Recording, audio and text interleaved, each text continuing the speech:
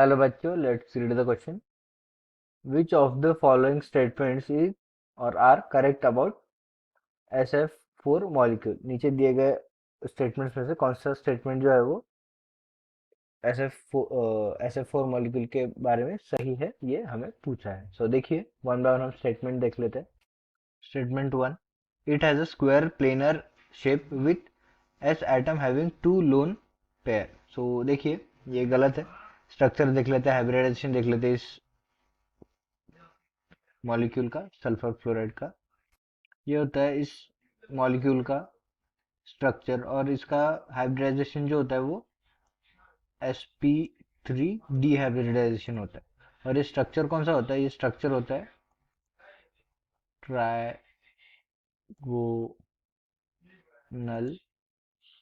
Bipyramidal. Trigonal bipyramidal.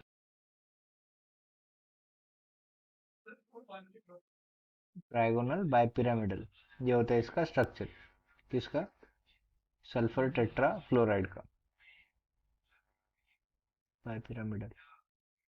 ठीक है, ये स्ट्रक्चर हो गया, ये हाइब्रिडाइजेशन हो गया. स्टेटमेंट वन में क्या दिया है? स्क्वायर प्लेनर शेप दिया है उन्होंने. शेप कैसा होता है? Trigonal bipyramidal. So statement one जो है वो गलत है. फिर स्टेटमेंट टू क्या है?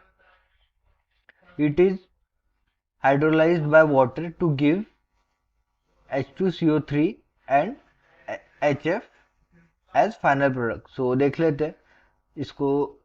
सल्फर टेट्राफ्लोराइड को वाटर के साथ रिएक्ट करने के बाद, हाइड्रोलाइज करने के बाद क्या होता है? देखिए रिएक्शन. देखिए, ये होती है रिएक्शन जब सल्फर टेट्राफ्लोराइड को हम वाटर के साथ रिएक्ट करते हैं तो क्या बनता है? तो बनता है सल्फर डाइऑक्साइड +4 प्लस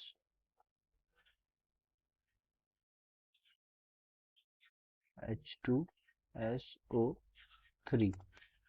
सो इस रिएक्शन में देखिए, फाइनल प्रोडक्ट में जो है वो हाइड्रोजन फ्लोराइड है और सल्फोरस एसिड भी है, जो इन्होंने स्टेटमेंट में भी बोला है. देखिए, सो ये सेकंड स्टेटमेंट जो है वो सही है.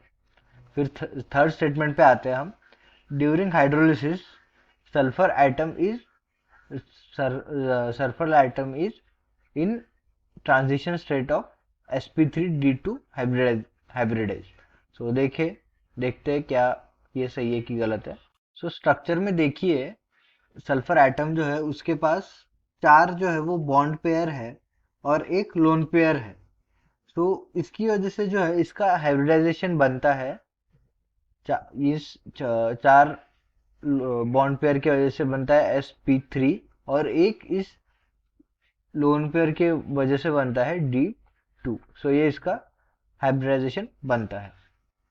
कब? रिएक्शन होने के टाइम पे, ट्रांजिशन स्टेट में. तो ट्रांजिशन स्टेट में रिएक्शन होने के बाद जो है इसका sp3d जो है वो होता है. सो जो स्टेटमेंट सी है वो सही है. फिर statement D, all SF bond length are equal. सारे SF बॉन्ड की जो लेंथ है वो इक्वल होती है, ऐसा उन्होंने बोला है.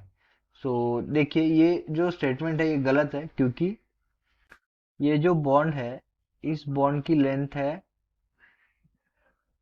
164.6 पिकोमीटर, और ये जो बॉन्ड है जो पीछे गया है, इस बॉन्ड की लेंथ है 101.6 पिकोमीटर. सो ये स्टेटमेंट फिफ्थ जो है ये गलत है, क्योंकि इसमें डिफरेंट डिफरेंट बॉन्ड की डिफरेंट डिफरेंट बॉन्ड लेंथ होती है. So statement D is incorrect. तो इस क्वेश्चन में जो करेक्ट स्टेटमेंट है वो स्टेटमेंट है statement B and statement C. Statement B and statement C. So ये करेक्ट स्टेटमेंट है. I hope you understand the explanation. Best of luck.